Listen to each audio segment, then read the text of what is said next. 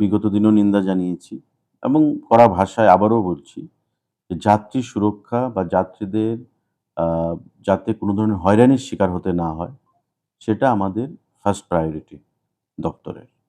এবং সেটাকে মাথায় রেখে আমাদের আগরতলা এয়ারপোর্টে যারা অটো শ্রমিকরা রয়েছেন, তাদের সঙ্গে আমরা দফায়, দফায় বিগত দিনেও মিটিং করেছি এবং তাদেরকে বিভিন্ন সুযোগ সুবিধাও আমরা প্রদান করেছি।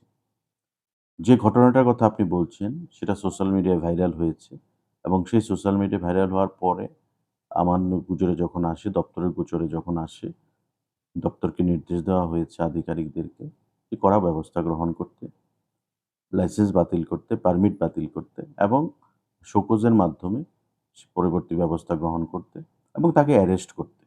আপনারা দেখেছেন পুলিশ যথারীতি ওই ব্যক্তিকে অ্যারেস্ট করেছে, কড়া পদক্ষেপ গ্রহণ করেছে। তার সমস্ত কিছু লাইসেন্স আমরা বাতিল করেছি। এবং বার্তা একটাই থাকবে যে আগামী দিনে এই যাত্রী পরিবহন নিয়ে আগরতলা এয়ারপোর্টে যদি এমন ধরনের কোনো অসহযোগিতা বা এমন ধরনের কোনো অভদ্র ব্যবহার কারোর সঙ্গে করা হয়, তা এমনই পরিণতি হবে।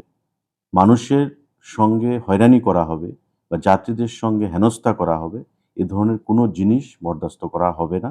আমি দপ্তরের মন্ত্রী হিসাবে এটা কড়া ভাষায়, দ্ব্যর্থহীন ভাষায় সেটা মানুষকে অবগত করছি। তাদেরকে আগেও হুঁশিয়ারি আমরা দিয়েছি। কিন্তু বিগত দিনে আমরা দেখেছি যে কিছুদিন ভালো চলবে, তারপর আবার হঠাৎ করে একটা ঘটনা ঘটে।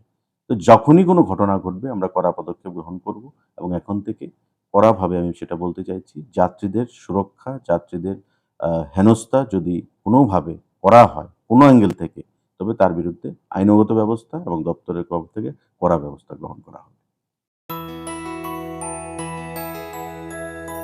স্বাদে ভরা ঘিয়ের সুবাস লংতরায়, কি ভালো খেতে।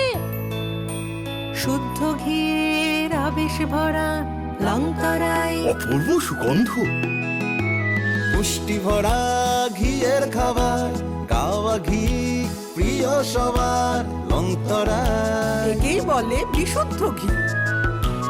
বিশুদ্ধ ঘি নাম মনে রেখো লংতরায়। লংতরাই ঘি রোজ খাবারে তোমাকে চাই। লংতরায়, লংতরায়, লংতরায়।